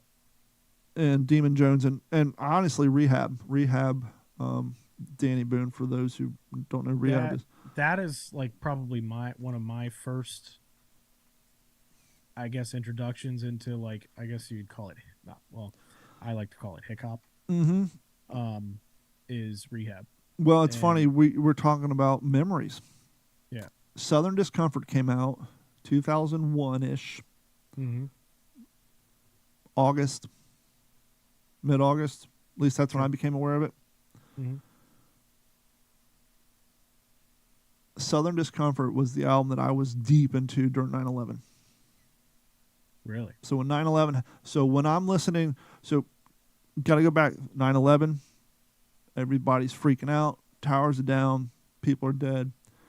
And the chorus to "It Don't Matter," it don't matter, and I don't care. Everything good is over there. Everything bad is over here. And so Yeah. it really Resonated. and that whole album, once again, these Southern people with addictions, drinking, and at this Yeah. point, I'm 21, going through a divorce. I became a father at 17, so dealing with the struggle of paying child support at 19, 20 years Right. old, going through a divorce, got a roommate, on the verge of being homeless, and so that time, and when I graduated high school, I got into a band. See, through high school, to deal with some of those demons I talked about earlier, I was writing poetry. Mm-hmm. Well, kind of like shit, it was just on Adam Carolla. I'm not Adam Carolla. Just like Zach Bryan was saying on Joe Rogan the other day. Yeah. You can't write poetry in high school. That shit ain't cool. You get beat up. So you're writing songs. And so a guy who graduated before me had a band. He played guitar. He had another guitarist and a drummer, and they were putting together a band. And he wrote and sang. And one night as a lark, I just pulled my manila. I'm fucking, I don't know, out of high school now. I'm a year out of high school. Go back to my apartment, pull down a manila envelope, just throw it in his lap, and it's all these poems that I wrote to high school. Yeah. And he's like, fucking, you ever written a song before? I'm like, no. So I joined the band as a backup singer and a songwriter. Couldn't find a bass player. Well, as all 13-year-old boys do, I can play a shitty guitar. I can play I can play, Paint to Black and fucking banjo shit. I can do the old finger tap. And so I can play a G, I can play a shitty guitar. And so my turned out to be roommate, his whole theory was if you can play a shitty guitar, you can play a decent bass. And so because I had rhythm, because of my family, people ask me if I play bass. I say, no, I'm a Xerox machine. You tell me what to play. I have timing. I have great fucking timing. Yeah. So you tell me show me the notes, play it through with me. And then, so basically I was in a band watching the hand placement, and I could play bass. I was in a band for 3 years, writing songs, playing bass and singing backup. But anyhow, fast forward, getting divorced, listening to Rehab. So when I left Ohio to go to California, and in 2001, my CD player was either playing ICP albums or Rehab, and that was basically it. I gotcha. And so let's fast forward a few years, because it's going on a little longer. So you guys just heard the wide, vast library of music we listen to, and I listen to 40s music now because I'm a World War II hobby. But because of the lyrical content of which we were listening to, Mm-hmm. your Wu-Tang Clans, your ICPs, your Twisteds, your Anybody Killers, your Tech Nines, your DMX, all the heavy metal music. And if you guys missed, we did a whole episode on censorship. Going through all that era, seeing musicians and all that, freedom of speech has always been a big thing for me. Oh, yeah. And I've always listened to music that most people can't play in public. and I take pride in it. Now I'm older, I turn it down so kids don't hear it, but then when the kids are gone, I fucking crank the shit back up. It's fuck them. But so when we hear these news stories, like try that in a small town. Yeah. Okay, first and foremost, 2023, something's got to be turned into something because people need to have something to publish on social media, and the people need to have something to talk in the news about to get us to not pay attention to what's really going on with our whole society collapsing. And so when you hear people claiming try that in a small town represents something that if you listen to the lyrics, if you were to take that lyric sheet to somebody who doesn't have TV or internet and not know of the controversy going on, and they read the lyrics, they're like, what's the big deal? I don't see the problem with it. Because I guess the big debate was the music video. It wasn't a problem until the video came out. But it's like, have you not listened to Chris Webby? I've been listening to Chris Webby before he turned into what he is now, back when he was more just a party rapper. Have you not listened to Adam Calhoun? Have you not listened to Tom McDonald? Have you not listened to ICP or any of the song fucking, Fuck the Police back in the day? I mean, yeah. And so when I hear people getting outraged over this stuff, it's like, it's a non-starter. There's nothing in the song. Yeah. And so it's just, to me, it seems like a huge waste of energy, but I don't want to sound like that conspiracy nut, but it's truly just to keep people occupied. I think it's that, and I think they know that society needs to be able to point the finger. And not society as so much as the media and special interest groups. Well, I mean, yeah, I guess so. I mean, if you really think about it, I mean, I'd say that as a society, as people, there's this natural instinct, I guess, to, especially nowadays, and especially with my generation and the generation after me, is like, nobody does any investigating anymore. No, most people don't even make it past the headline, especially if the headline's more than 2 sentences. Yeah, and nobody cares about facts or anything like that anymore. They just, if they read it, it's true. Now, automatically. And it's stifling creativity. Yeah. And here's what I say about it. If you guys are new to the show, I've been on the Zach Bryan thing before. Like, I've been before everybody knew. I came through him because Going South came up on my Dead South playlist one day, and I got into Dead South because they showed up on my going back to Boston, my Dropkick Murphys playlist when I was running, so, and which all stems from my days listening to punk music and all that. So that's how I got into country music. Was I was running, listening to Dropkick Murphys, the Dead South song came on, listened to Dead South radio because I liked it, and then all these Trampled by Turtles came on, and then all these other White Buffalo and all these other songs, and then Jelly Rolls came on. But anyhow, Jelly Rolls completely changed too. He's not the same artist he once was. No. But good for him, he's making money now. But as you get older, something happens. All new music sucks for the most part. I have to agree with that. Unless it's lyrical content based. And it's interesting because we did a whole, long hour on the stuff we listened to as a kid. But the interesting thing was, and not everybody, and I never understood this. I realized when I was in high school that most of my contemporaries don't listen to the lyrics. They don't pay attention to the lyrics. They like the rhythm. They like the chorus. Well, and transitioning even in today's music, it's not about, there are certain songs that are kind of like, it's about the message and stuff like that. But popular music, like the Billboard, for instance, the Billboard Hot 100, nobody's listening to any of these fucking lyrics. No. That's why a lot of those songs can be played on pop radio where they censor the words out because no one's listening to them anyhow. They're listening to the rhythm and the chorus. And the beat and, how it just that beat fetishism is what comes to mind with stuff like that. It's But so when you get older and you're not into the derivative stuff, regardless of what, if you grew up in the 40s, you didn't like the shit your kids were listening to in the 60s, and if you grew up in the 70s, you didn't like your kids listening in the 90s. It's just the way human evolution is, because yeah. you've been around a while and you like what you like.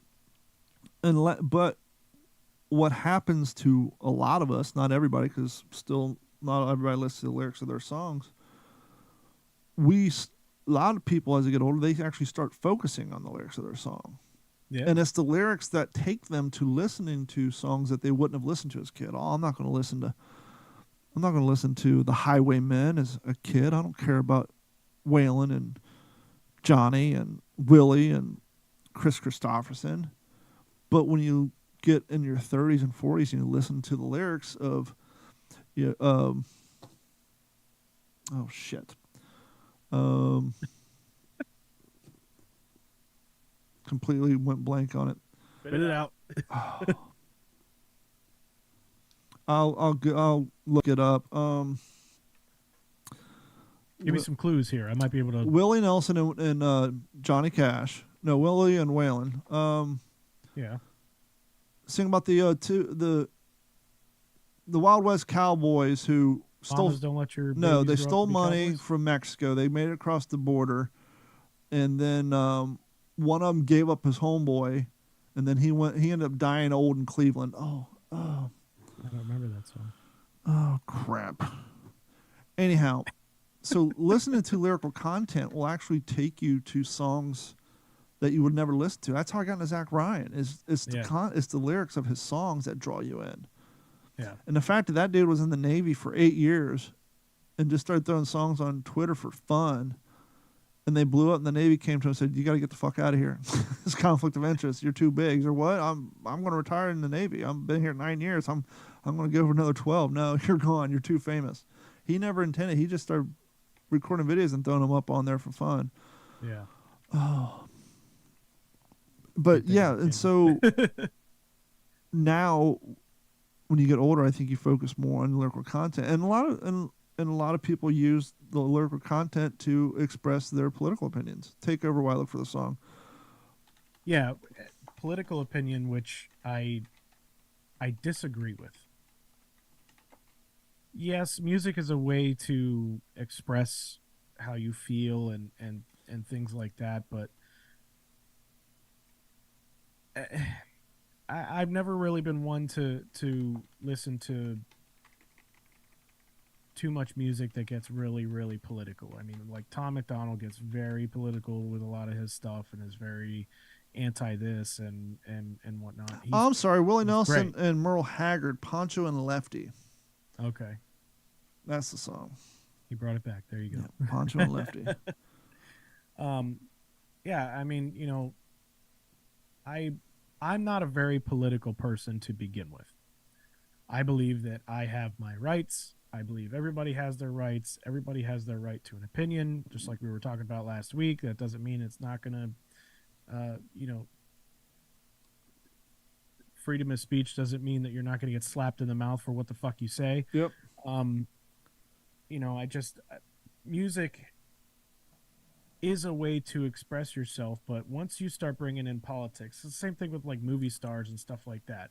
Oh, I'm popular, so now I need to tell you how you need to feel, and I need to tell you who to vote for, and now I need to tell you, what But to if you believe go in back and like listen to ICP, there was a lot of politics in ICP. Yeah, I'm not disagreeing with you there. I just, in today's culture, because kids are so, and the younger generation they're so what's the word I'm looking for? Fragile? Impressionable. Well, we were always impressionable. Yeah, but I think they're even more today than we were back when we were young. I don't know. I mean, I did I hang on the really back of do. a Nissan truck on a skateboard because this old Michael J. Fox do it in Back to the Future. It didn't end well for me. Not to mention the same style stunts in Gleam in the Cube with Christian Slater and his Pizza Hut truck. But you busted your ass. You Mm-hmm. learned how to fall, like we were talking about Yeah. before, and maybe you tried it again, maybe you didn't. See, I'm the opposite on this topic with you. I think Okay.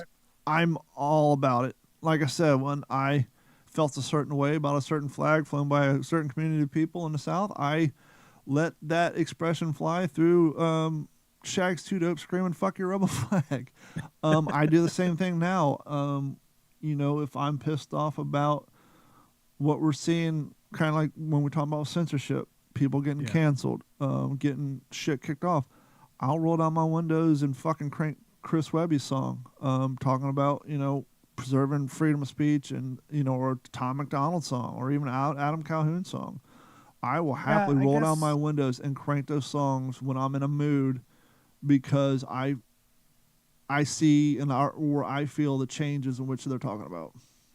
Yeah, I guess in that aspect, I guess I probably worded it wrong. um Well, there's nothing wrong with disagreeing. I'm just saying that's no, I'm we're not separate on I'm this not topic. I'm not saying that, because I like Tom McDonald. I like a lot of the things that he stands for, but it's just, these people that are out here that know that they have influence and don't care that they're negatively impacting people. But that's always You been the know, way it is, though. I mean, yeah, if you look at when I grew up in the '90s, gangster rap. I mean, literally people getting shot over shoes and jackets and money and chains yeah, and city blocks. That negatively affected the youth of the day. true. Um, you know, as I said before, how many of us Generation X have bad necks because we were headbanging all the time because the music we were listening to, because that's what you did. Yeah, And so, I mean, that was always there. But I don't know. I think that's, I mean, if you go back, I mean, music, I think, was next to journalism. I think music, even prior, probably before journalism, because music's been around longer than the printing press. right. And so prior to the printing press, you're scribing scrolls as many as you could at a time. But I think more protest, more politics, more ideology was passed through folk songs, and going back to the Robin Hood days, and you're hearing these old timey songs. That's how they kind of, like, if you ever watched The Witcher, Hmm. on that show he's got the guy singing songs about him, spreading the word about The Witcher and how he's a good guy. I mean, that's song has always been how political. I mean, look at Bob Dylan. Yeah, By today's standards, that shit was nothing, but back then those were anti-war and anti-establishment and pro-drug protest songs. And so yeah. politics has always been there. I guess a big part of it is how you deliver the message and how many profane words, and I think there's a way of doing it eloquently, and then there's the other fuck you. Here's my middle finger, and here's how I feel. that's more of the line that I'm talking about is. Oh, I just kind of lost it, but No, I agree with um, you. And we talked about this a little bit last week on the censorship episode, which is yeah, we've always, up until recently, had a love and appreciation for freedom of speech, but that went hand in hand with decorum. And decorum is what we've really lost. And yes, I'm mad. I'm sitting in a traffic light surrounded by cars. I might roll down my window and play Tom McDonald around Adam Calhoun. But am I going to roll through a church parking lot blasting that? No, because I have decorum. Am I going to roll through an elementary school parent pickup line blasting that? right, No. High school, right. maybe, because I want to be cool and I want the seniors to like me. But no, but no. I mean, as you get older, if you're a halfway decent human being, you start to realize that there's a place and a time for it. And so, Yeah, if that environment's not conducive to that type of music, I'll still listen to it. I'll just keep my windows up and listen to it. But yeah. I think that's a big part of it is we need to bring that decorum back. I think. And even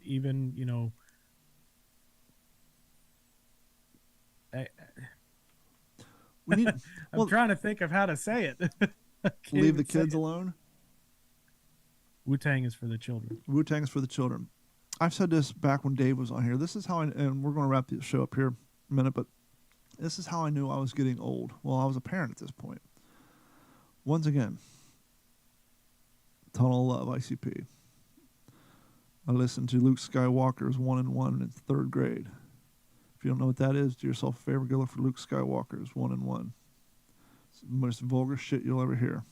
It's all sexual-based stuff. 1 and 1, we're having some fun in the bedroom all day. It goes from there.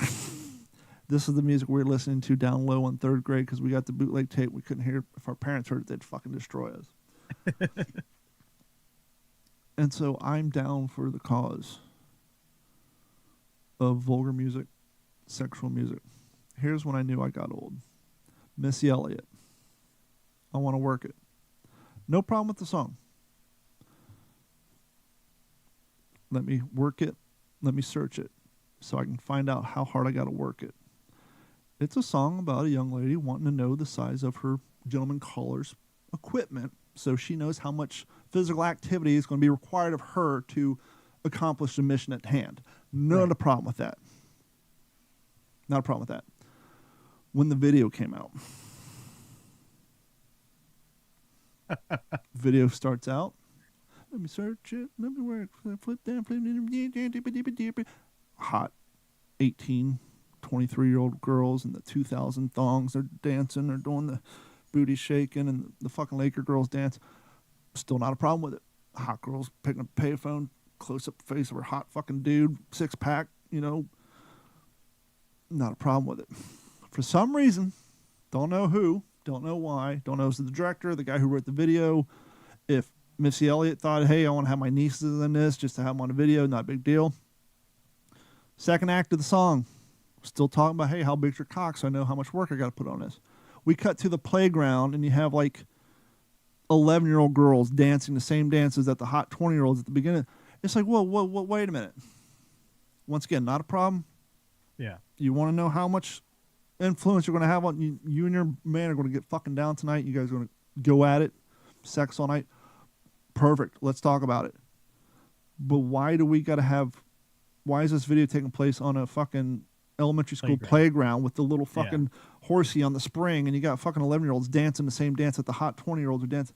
Why? Yeah. And that's when I would say, okay, that offends me. I'm getting old. Well, no, that in fact I was a parent of a fucking girl at that point too. I had like a 6-year-old daughter, but I'm like, what the fuck? Yeah. Once again, lyrical content, that song playing in my radio, fine. Playing at the bar, after hours, fine. You bring the kids into it? No, not so much. Place and time. We need to bring that back. I'm all for listening to it, but come on, let's listen to it when it's if you're going to make a video about something, no reason to put kids in it unless you're doing a rock song about a guy who rescues abducted kids. Okay, put the kid in it. But when you have a song that's about sexual activities, leave the kids out of it. And that goes for a lot of stuff now. Even just like, rap songs and hip hop artists and stuff like that, they'll put kids in their music videos and whatnot when they're talking about the streets and the struggle and things like that. That makes sense. I had to stop today. That puts a message out there, When you write a song at 18 and it blows up, should you feel socially responsible to change a lyric or two when you're singing that same song at 50? Whether you're singing "She's Only 17," okay, you wrote that song when you're 18, not so creepy. You could have just turned 18 2 weeks ago. You're fucking 50. How about "She's only 23 and a half," or "She's only 23"? I was listening to Adam Carolla and they were talking about xylophone. He's like, God, I can't think of a song that uses. I was like, "Gone Daddy Gone," Violent Femmes. He's like, it's no, everybody in the studio. No one ever did it. In my truck, Violent Femmes, Gone Daddy Gone. Who sang Blister in a song? Good Feelings. And it finally came to him. Violent Femmes, Gone Daddy Gone. I was thinking about this at work, which raised this question. Lead singer was probably 18 when he wrote this song. Beautiful girl, love your dress, high school smile. Oh, yes. When you're 50 sing that song, should it be college girl smile? I mean, do we need to adjust the age for inflation so that yes, you wrote the song 40 years ago when you were a minor or 18, but now if you're still singing it in your 40s and 50s, can we adjust the age so it doesn't look like you're a big fucking creeper when you're singing the song? Yeah. No one in the audience except for the 18-year-olds will get upset. Makes sense. She's only 43. But yeah, music definitely has a huge impact. And, you know,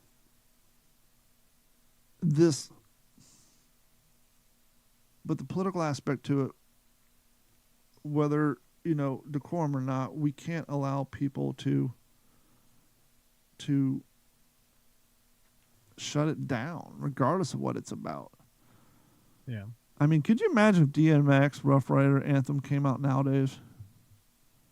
You can't even sing the first word to the first verse. The very first word. Yeah. You can't even play that song anywhere now. Hell, his album you couldn't play anywhere. Well, you could say the first word. My. Not on Rough Rider's Anthem. I thought my was the first. No. It's not? On Rough Rider's Anthem? You know, the one that stop shop, shut them down, open up shop? Oh, okay. Yeah, I'm thinking of what's the one I was thinking of a Drag On song. No, okay. That DMX was on. Gotcha. I can't even say the title. I'm not allowed to say the title. That's so hard. You'll be at the gym, get earbuds in, and I wore that DMX album out. I had both his first two albums. I wore the shit out of them out in the 90s, 2000s. 18-year-old dude back then singing that, windows down. Fuck you. I'm singing it. The brothers understood. Nowadays? Brothers understood. Fuck it, you're listening to our shit. You know, DMX is making money because you're down for the cause. They didn't get angry. Nowadays I'm at the gym. DMX come on. Don't sing out loud. Don't sing out loud. You're not allowed. Physically restrain yourself. You'll be escorted out of here. But yeah. So drama left and right. Drama left, right, left was my jam. What's up, Patriot Fishing? And so yeah, but I don't know. Like I said, we need to get back to decorum. And the other thing that upsets me, and this doesn't have, it annoys the shit out of me when people are talking about a subject such as this or the Bud Light stuff, and even the people who are like right there, but they miss like so many details. Yeah. Like the Bud Light stuff. People think, oh, it's just a bunch of homophobes. That's part of it. But you have two other groups. You have the group that, once again, leave the kids out of it. If they would have chose a different transgender influencer, this would never happen. Because I remember when I first started looking into this story, I'm like, what's the big deal? Is transgender? What's the big deal? Who cares? And I saw the video of him sitting in the bathtub. It kind of creeped me out. I'm like, why am I getting creeped out about this? And then I realized he's wearing the shirt you get your 12-year-old daughter when she starts to develop. Yeah. And then I started researching this cat. And then I realized, you know what they sent him the can for? He was celebrating his 360-day girlhood, not womanhood. Girlhood. 365th day or something like that. 365, first year. The guy's 25, acting like an 11-year-old girl. That was the problem. Once again, leave the kids out of it. And then the third, which no one talks about at all, is they pulled an airwalk. When they pulled an airwalk, they turned their back, actively and vocally turned their back on their demographic. It had nothing to do with Dylan Mulvaney. The third group that no one talks about. The woman who was in charge of the marketing literally came out and said, up to this point, our core audience, people who drink our products, are frat boys. They're too fratty, and we don't like that. That was the rub. It's like, wait a minute. Once again, you had two groups. You had the people who didn't like that. You had the homophobes. You had the people like, we don't care, just keep kids out. And then you had the third group, like, wait a minute. It's kind of like when Beastie Boys apologized for License to Ill. Yeah. Because as they got older, they didn't like the sexually explicit lyrics. And a lot of people listen to Beastie Boys like, wait a minute. You're basically saying those who listen to our product then were a bunch of immature assholes and we're not down for that. Well, Bud Light basically said, you guys are fratty. We don't like the representation you give our brand, so fuck off. So what did they do? They fucked off. And now their market share, people are like, well, it's a bunch of homophobes. Well, there were homophobes involved in that, but the other bigger part was people saying, well, you don't like how I dress or how I act because I'm too fratty? You don't like my representation of your brand on a football game? Well, fine, I'll drink something else. And you get what you asked for. Yeah. And they just never thought it would go this far. I mean, I saw. And people went after Target. Same thing with the Target thing. Yeah. Oh, Target. They're getting lambasted because of their pride clothes. That was part of it. There was a group of homophobes doing that. The other thing was that got no political play. It came out that the corporation that owns Target was donating money to a grassroots program that was trying to get the United States to surrender the South Dakota Mount Rushmore back to the Native Americans. They were actively funding a grassroots program that was trying to get us to essentially succeed that area of South Dakota and give it over to the Native Americans because kind of like what Ben and Jerry said. Oh, you guys are stolen all your land. And so that was the other reason why people started protesting Target, but no one talked about that. It was the T-shirts and the swimsuits. Once again, that was part of it, but people didn't like, the fact that they were trying to get the government to hand over fucking property. Yeah. It was the politics. And so, it's just... It always comes down to the damn politics. Well, if they would just shut up, sell marginally priced clothes and food, then no one would care. Just like if Bud Light would have shut up and just continued putting out the same type of advertising that works, no one would have cared. But you get one employee who wants to be hip, wants to say, I'm going to change the way this company operates. Yeah. Congratulations, you lost $23 billion. Just like the guy at Airwalk who decided in the mid-90s, we're no longer going to promote skateboarding. We're going to go base jumping. Well, last time I saw a pair of Airwalks, they were being sold at fucking JCPenney, and they made knockoff versions of freaking Uggs. So, yeah, they turned their back. They turned their back on the skateboard community. Skateboard community said, fine, we're out. And then Airwalk had to change. They started making knockoff versions of other shoes. They rode out Payless until Payless went under. Now they hang out at JCPenney. Mm-hmm. Don't turn your back on your demographic. But you have anything else you want to add before we wrap this up? I think I pretty much touched on most of the topics I wanted to go over. Well, that is going to wrap it up for this episode of the What's in Your Head podcast. We want to thank each and every one of you for hanging out with us. Please head over to what'sinyourhead.com or d-410.com. Click on that Patreon link, like, and subscribe. It only costs you $1 a month. It goes a lot over here to pay for services and things, web hosting, software licenses. There's monthly overhead that helps to go pay. And, but I get it. Fucking inflation. Money's tight. Times are hard. $1's $1, man. That $1 can go to your kid's lunch. I get it. Head over to YouTube. Like, subscribe, watch our videos. Doesn't cost you a dime. And it adds up some pennies and will help pay the bills that way. So thank you guys so much. And for myself and Mike and everybody else, bye TikTok. We will talk to you all next week. This has been a Digital 410 production.